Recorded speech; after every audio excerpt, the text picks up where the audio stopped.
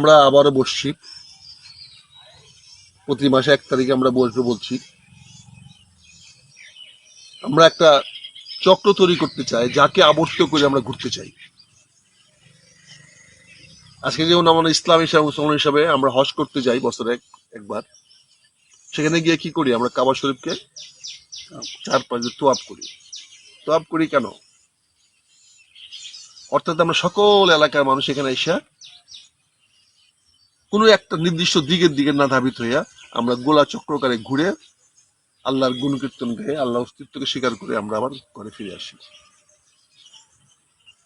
পৃথিবীর এই গোলাকার আবর্তটা আমরাও চাচ্ছি ছোটভাবে। আমরা এখানে প্রতি মাসে একদিন করে আমরা যারা একসঙ্গে ছিলাম, আমরা যারা কাজ করি একসঙ্গে, যারা একসঙ্গে আমরা বিভিন্ন সময় বিপদে আপদে আমরা একে অপরের কাছে যাইতে পারি, আমরা নিজস্ব একটা বলয় তৈরি করতে চাচ্ছি যে আমরা এই 1 তারিখে আমরা এটার মধ্যে ঘুরি। এটাকে আমরা একটা বর্ম তৈরি করতে চাচ্ছি, যাতে আমাদের কোনো নেতা কর্মীরা যেন নিজেকে একা মনে না করে, যে মনে করে কোনো বিপদে পড়লে যেন তাকে সাহায্য করার মতো আরো 10 জন লোক আছে, এরকম একটা মনোভাব তার মধ্যে যেন থাকে, ভীতি না থাকে। দেখেন, মানুষ যদি বিচ্ছিন্ন হয়ে যায়, মানুষ যদি শক্তির থেকে বেরিয়ে যায়, তাহলে চামচিকো লাথি মারে। সেনাবাহিনীর প্রধানের মতো শক্তিশালী লোক কেউ আছে? আপনারা শুনেছেন আজিজ আহমেদকে মার্কিন যুক্তরাষ্ট্র নিষেধাজ্ঞা দিয়েছে। এখন আজিজ আহমেদকে গালাগালি কে না করতেছে? সারা বাংলাদেশের প্রতিটি মানুষ এখন আলোচনার বিষয়বস্তু আজিজ খারাপ সেনাপ্রধান ছিল, এইবারে দুর্নীতি করছে, এর লেগেই দুর্নীতির কারণে আমেরিকায় যাওয়া নিষিদ্ধ করছে। যেমন তো পক্ষে একটা লোক কথা বলছে না। অদ্ভুত না? এই সেনা প্রধানের কাছে সালাম দেওয়ার জন্য, খাতির করার জন্য কে না চেষ্টা করছে? সেনা প্রধান আসিন বেলা এই বেড়ার সম্বন্ধে কথা বলবে এরকম কোন লোক ছিল? অথচ আজকে এই সেনা প্রধানের পাশে কেউ নাই, আজিজ সাহেবের পাশে কেউ নাই।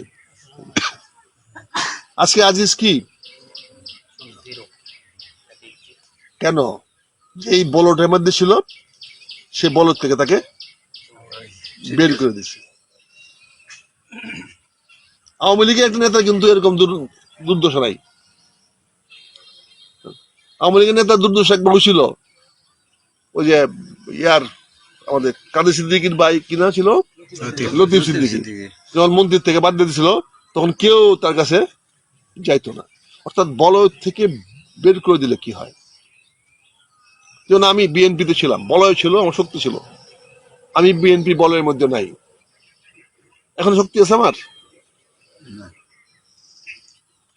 আমি এখন দুর্বল মানুষ। কেন মানুষ? কারণ আমি একা।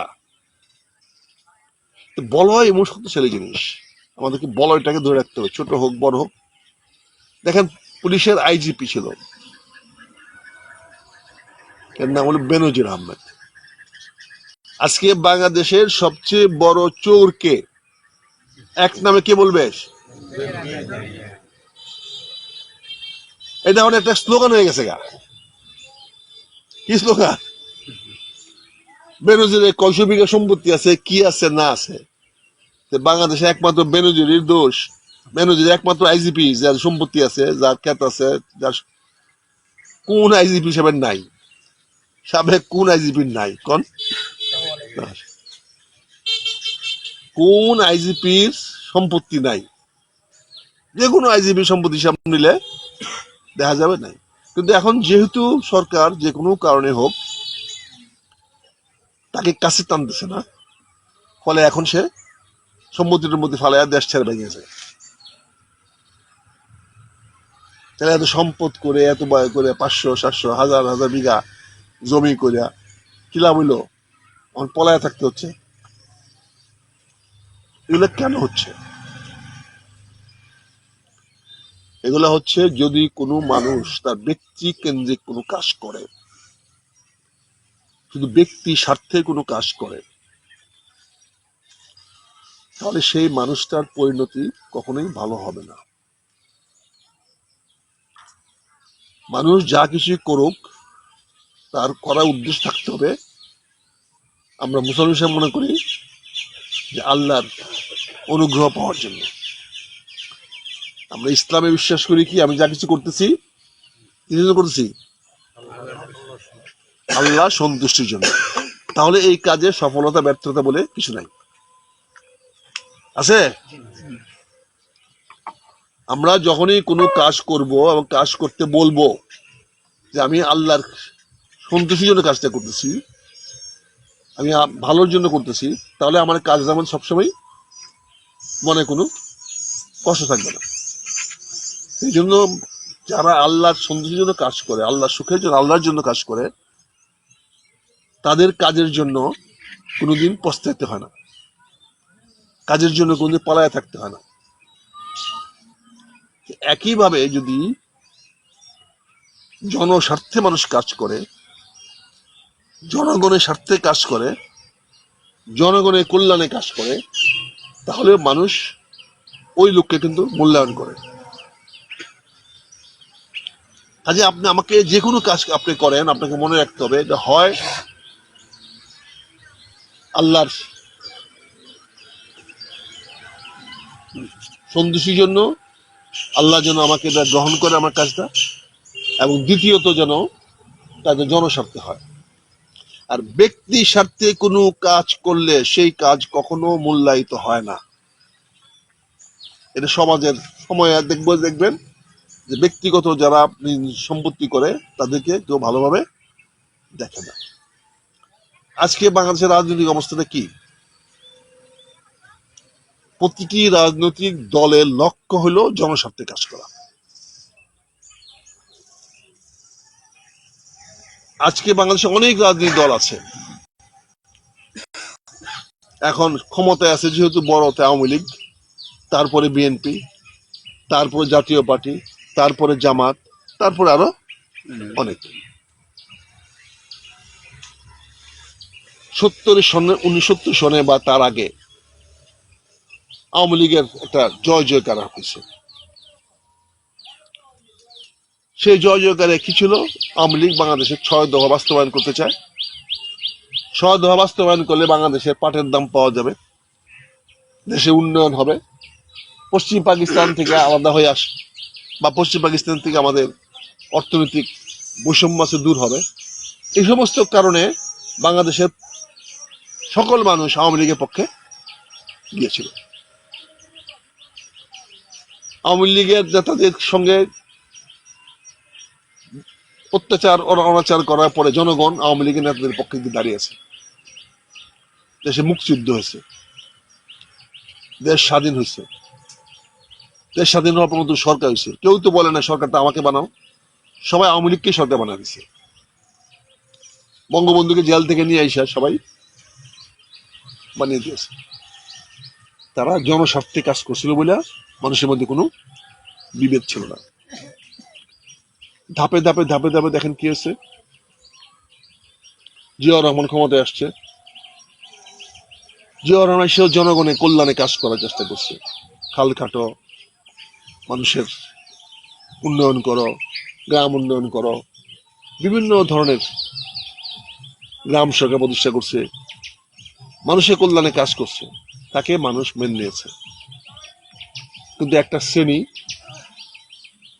যারা তার এই কাজটাকে ভালোভাবে নিতে চায়নি, তারা তাকে হত্যা করছে। 2 দিন আগে 30 মে গেছে, সে আলোচনা আমরা এখন আর করি না। এখন জিয়াকে নিয়ে আমরা এখন ব্যাপক হারে বাংলাদেশে আলোচনা করি না। এটা আমাদের একদম রাজনৈতিক ব্যর্থতা।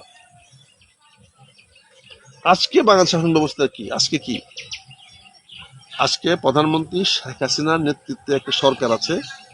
সেই সরকারে কোনো একদলীয় সরকার না। এটাকে আমরা বলেছি বা আমরা বলি বা আমি ব্যক্তিগতভাবে বলি, এটা এক ব্যক্তি শাসন। আমার বক্তব্য পরিষ্কার। এখন দেশটা চলছে এক ব্যক্তির শাসনে। এখন দেখার বিষয় হলো এক শাসনটা ভালো না মন্দ, এটা তো বিষয়। ওই এক ব্যক্তি তার স্বার্থে কাজ করে না জনগণের কল্যাণ স্বার্থে কাজ করে, নাকি আল্লাহ সন্তুষ্টির জন্য কাজ করে? কার মনে কি আছে আমি তো জানি না, কিন্তু আমি কি দেখতে পাইলাম, সোমবারে মঙ্গলবারে সিডো হইছে, কি মঙ্গলবারে কি রামেন ঝড় হইছে, রোমেন ঝড় হইছে, পটুয়াখালীতে ক্ষয়ক্ষতি হয়েছে, বরগুনায় ক্ষয়ক্ষতি হয়েছে, প্রধানমন্ত্রী বৃহস্পতিবার ওখানে চলে গেছেন। তাহলে কেউ বলতে পারবে ওর জনকল্যাণে কাজ করে না? কি সে তো গেছে, আর তো কেউ গেল না। অন্য কোন বিরোধী রাজনৈতিক দল তো গেল না, কেন গেল না? তাহলে যারা আমরা গেলাম না তারা জনকল্যাণে কাজ করি বলে যদি গলা ফাটাই, আর যিনি গেলেন সে জনকল্যাণে কাজ করে নাই, এটা কি হয়? ইকবাল বলো। আমার শত্রু হোক সে, আমি তাকে পছন্দ করি না, কিন্তু সে তো জনকল্যাণে কাজ করে না, প্রমাণ করে দিল পরশুদিন। কি প্রমাণ করে দিল? আমরা যেই কিছু জনকল্যাণে কাজ করি, আজকে তোমার গ্রামে রাস্তা ভেঙে গেছে গা, সে রাস্তাটা একজন রিপেয়ার করে দিছে, মেরামত করে দিছে, সে জনকল্যাণে কাজ করলো না? তা কি করে বলবো জনকল্যাণ করে না সে? আমরা এই জন্য আপনাদেরকে বলতে চাচ্ছি, প্রধানমন্ত্রী শেখ হাসিনা স্তুতি গাওয়ার জন্য না, কিন্তু সে তো পদে পদে প্রমাণ করতেছে যে সে জনকল্যাণে কাজ করতেছে। হ্যাঁ, আমি তাকে সবচেয়ে বড় দোষ বলবো যে উনি একা একা কাজ করতেছেন, আমাকে জিজ্ঞাসা করে না। আমার মনে মনে রাগ, আমার মনে মনে ক্ষোভ, আমি এত বড় নেতা, আমাকে জিজ্ঞাসা করে না কেন? কিন্তু আমাকে জিজ্ঞাসা না করেও তো যে কাজটা করতেছে, কাজ জনগণের কল্যাণ হচ্ছে তো। এই যে এই কোভিডের সময় তো আমাদের নেতাদেরকে আমরা দেখিনি, রাজনেতারা জনগণের পাশে গিয়ে দাঁড়াইছে, সবাই তো মাস্ক পায়ে বসে হয়েছে। কিন্তু প্রধানমন্ত্রী তো সরকার চালাইছে, সরকার তো একদিন বন্ধ রাখে নাই, জনগণের ঘরে ঘরে টিকা পৌঁছেছে তো, টিকা তো দেওয়াইছে সে।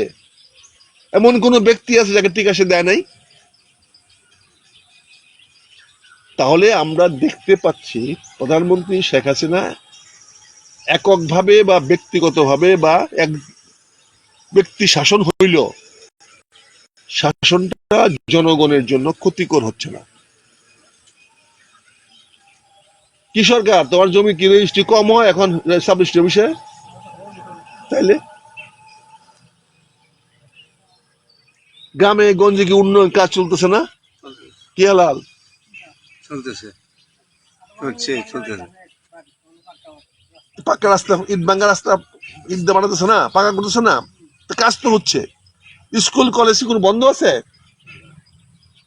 মাস্টাররা কি বেতন পায় না? এমন কি মাসে মাস্টার বেতন পাইছে না? এই যে গত রোজগার ঈদ আইছে, ওরে বাবারে 3টা করে বোনাস পাইছে মাস্টাররা। তাহলে শিক্ষকরা খারাপ বলবে কি করে সরকারকে? এই যে কোরবানি ঈদ দিতেছে, আবার 2টা বোনাস দিব। আগে মাস্টার বেতন দিতে পারতাম না আমরা, 1 তারিখ কি 3 মাস 1 তারিখও আমরা বেতন দিতে পারছি না। পারছো? ওখান মাস্টার সাহেবরা দেখো, প্রাইমারি স্কুলের মাস্টাররা দেখো, হাই স্কুলের মাস্টাররা দেখো। তাহলে আজকে একদলীয় শাসন ব্যবস্থাটা চলছে, দেশটা ভালো চলছে তুলনামূলকভাবে অন্যের চেয়ে, হয়তো এর চেয়ে আরো ভালো আমি আশা করি।